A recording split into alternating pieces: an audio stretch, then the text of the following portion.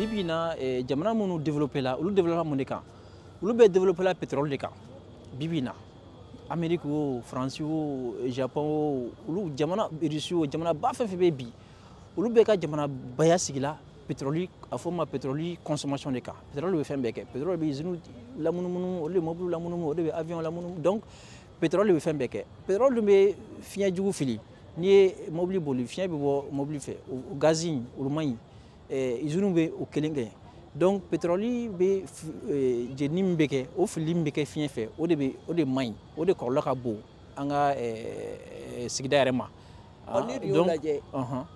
diɲɛlatigɛ mobili kɔrɔ bɛɛ kɛ bɛ ka ɲɔgɔn sɔrɔ Mali jamana kɔnɔna na aw bɛ n'o ko o labila cogo jumɛn? O de kama politique kan ka sigi sen kan walasa mobili kɔrɔ donni jamana kɔnɔ caman ka bɔ o la parce que mobili bɛ kɔrɔ n'i y'a ye tubabu bɛ u ka mobili kɔrɔ don a t'an fɛ ko ne b'a la o parce que n'a kɔrɔla dɔrɔn a sisi a yɛrɛ b'a dɔn ni mobili kɔrɔ sisi a bɛ sisi bɔ kosɛbɛ moteur mana sɛgɛn dɔrɔn a bɛ sisi bɔ donc a bɛ sigida a ɲɛnɛkili n'i y'a gaz yɛrɛ sama a bɛ mɔgɔ bana donc n'i y'a ye tubabu b'a b'u fɛ yan nɔ a bɛ o kɛ a tɛ dan mɔgɔ yɛrɛ banali ma a ka jugu yiriw ma a ka jugu fɛn bɛɛ ma donc o de kama pétrole yɛrɛ de consommation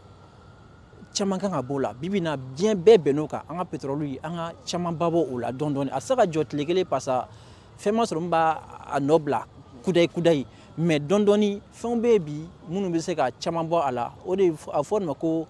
transition énergétique ka bɔ pétrole kan dɔɔni dɔɔni ka taa énergie wɛrɛw la a bɛ komi énergie solaire ka tile bayɛlɛma ka kɛ courant ye ka tile bayɛlɛma ka kɛ fɛn wɛrɛw ye batterie ni fɛnw na donc o bɛ sen na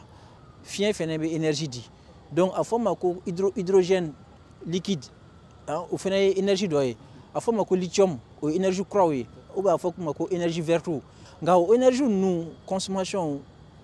machine minnu bɛ o énergie ninnu utiliser n'i ko bɛ mobili courant mobili san mobili électrique ale da ka gɛlɛn ni mobili bɛ gasoil consommer ou bien essence consommer donc tubabu bɛ se ka a se bɛ olu ye mais a se tɛ an ye fɔlɔ donc tubabu bɛ fɛ bɛɛ ka taa o énergie kura ninnu de fan na o dun musakaw de bɛ a la donc an ko u ma baasi t'a la an sɔnna a ma nka aw ye pétrole de utiliser walasa aw ka se nin hakɛ la bi bi in na aw tɛ fɛ an ka pétrole utiliser aw bɛ fɛ an ka tɛmɛ énergie kuraw la o dun musakaw ka bon ni pétrole ye donc a b'an dɛmɛ an ka musakaw ta n'an dɛmɛ an ka musakaw ta baasi t'a la an bɛɛ bɛ taa o énergie kuraw fana. ɲininkali laban o ye min ye Bamakɔ ɲamanko n bɛna o ɲininkali sɛmɛ i la o kɛlen bɛ kungoba de ye an bɛ don min na i ko bi Bamakɔkaw bolo bɛɛ bɛ kuma la ɲamantonba ninnu u bilayɔrɔ ko ani u cɛyɔrɔ ko e ka cakɛda kɛlen bɛ aw bɛ baara façon jumɛn de la aw baara jumɛn de bolodalen don aw bolo yaasa ka lafiya lase sigidala mɔgɔw ma o ɲamanko ninnu na. Tarawelemuso ye kumaba fɔ nin ye parce que Bamakɔ ɲamanko Bamakɔ ka bɛ kunkanko de bibi in na Bamakɔ dɔrɔn yɛrɛ tɛ Bamakɔ au-delà de Bamakɔ Mali ville tɔw la o problème kelen n'an ma disposition ta problème bɛ kɛra Bamakɔ min bɛ Bamakɔ bi a bɛ se dugu tɔw ma donc o de kama bibi in na an bɛ ka baara kɛ taabolo dɔ kan a fɔ ma ko schéma de gestion des déchets solides de Bamakɔ o ye taabolo kura de ye ministre de l'environnement bɛ ka o sigi sen kan mɔgɔ mɔgɔ da bɛ ɲamanko kuma la ministre d'État ministre de l'administration territoriale b'a la mairie b'a la comment on appelle ça service technique b'a la la direction de l'assainissement la DSUVA la direction de la voirie an y'a ye ɲamanko kɛra a fɔ ma ko gestion d'urgence donc ɲamanton ninnu décharge de transit ninnu tel que Lafiyabugu ɲɔgɔnna ninnu ani CFP ni fɛn ninnu olu mana fa an bɛ mankan bɛ wuli wari dɔ bɛ ɲini dɔ bɛ cɛ ka bɔ a la an bɛ kalo 2 kalo 3 kɔnɔ ɲama bɛna tuguni k'a fa an bɛ wuli ka boli ka dɔ bɔ a la tuguni donc an bɛ fɛ ka bɔ o gestion in de kɔnɔ gestion d'urgence in de kɔnɔ ka taabolo sigi sen kan minnu b'a to minnu kan ka ɲama cɛ ka bɔ yen bɛɛ b'i ka baara dɔn bɛɛ b'i ka baara k'a kuma na mɔgɔw tɛ taa ɲɔgɔn sen kan ɲama bɛ cɛ kuma na fɛnɛ mɔgɔ min kan ka min kɛ o b'o kɛ nka o bɛ daminɛ depuis an ka duw kɔnɔ a fɔ ma ko précollecte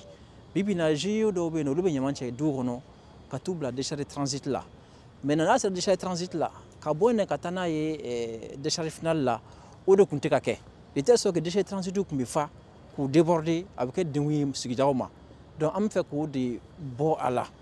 ka décharge de transit k'u aménager projet dɔ b'an bolo bi a fɔ ma ko PRIBA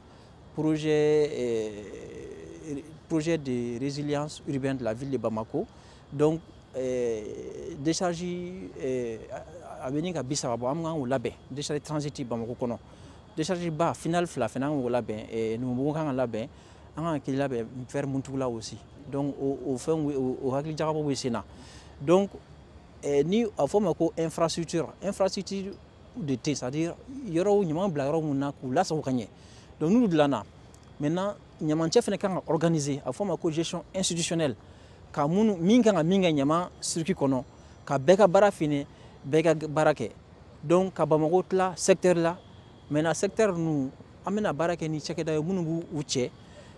maintenant mais yani akase décharge transit là ka bo so kono kana décharge transit là je yo fene ka baraba be no do lu fene no babala nga mina min fo fene population fene abdana le di yorola parce que ambe nyama be nyama produit nyama bo bere ka du kono nga fait mon do adama na barado nga ke depuis 20 ans ça mo